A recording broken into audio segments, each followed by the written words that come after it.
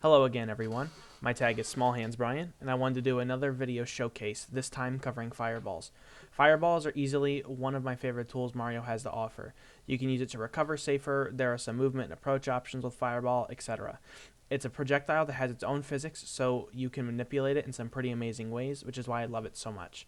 I want to divide everything I know about fireballs into three basic sections: the basics of the fireball, fireball tech, and fireball tactics. Let me go ahead and start with the basics of the fireball. When using Mario's fireball, the total animation lasts for 43 frames, the fireball comes out on frame 14, the hitbox lasts for 75 frames, and you can fast fall anytime during the animation, and if I'm not mistaken, it must be after the fireball is out, just maybe slightly before. In terms of synergizing with the rest of their kit, Mario's fireball is honestly one of the worst projectiles in the game, in my opinion. It has very little hit stun and knockback, so it will never kill, does a mere 6%, unlike Sheik, Samus, and Mewtwo, and similarly, the Links. You cannot store this projectile for later, and it covers less ground than both Link's boomerangs. Although, with all these downsides, it does have its perks. One of those perks is that Fireball can jab reset. Because it has such little hit stun and knockback, it's nearly impossible, if not completely impossible, to SDI the Fireball up, making this a true jab reset. Now that we've gotten the Fireball basics out of the way, let's move on to the more complicated stuff. The three main Fireball techs I want to go over are the Fireball Waveland, Fireball Angles on stage, and Fireball Angles on the ledge. The Fireball Waveland is very simple, yet extremely important when it comes to approaches, feinting an approach, and positioning.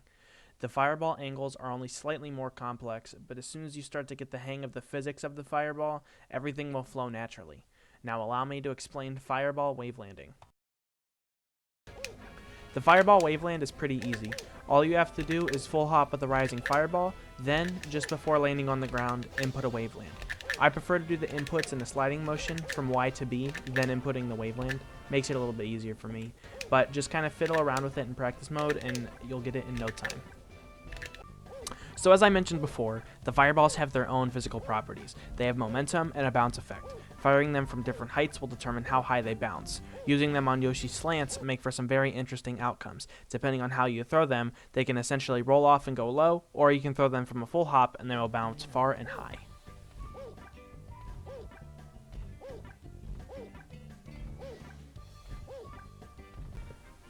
Similar thing on Fountain of Dreams, where the water meets the grass on the stage, there's a tiny lip that when hit makes your fireball jump high in the sky.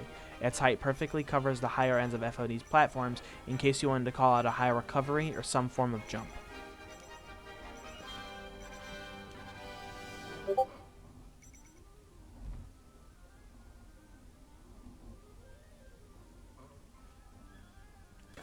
A really nice setup for getting fireballs to go straight down is to drop from ledge, jump back, and throw a fireball towards the ledge, making it hit as low as you can. Getting somewhat consistent at this can also help you determine where you need to aim when recovering, if you want the fireball to go down, that is. And once you do figure out where to aim, you can start doing things like this.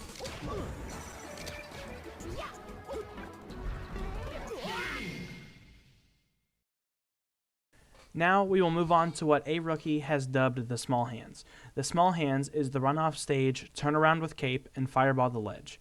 The goal is to bait the opponent to try to hog ledge, snipe them without invincibility, and stage spike them with up B when they're forced to recover. It's also very useful for avoiding enemies with invincibility. Now doing this is very gimmicky in nature. It shouldn't be able to work on the same opponent very many times, so try and use it wisely. Your opponent may try to shine this fireball back, shine spike you, hit you further away from the stage, etc.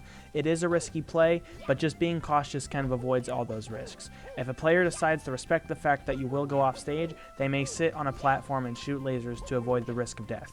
To counter that, aim for the platforms, or bounce them on the ground to reach the platforms.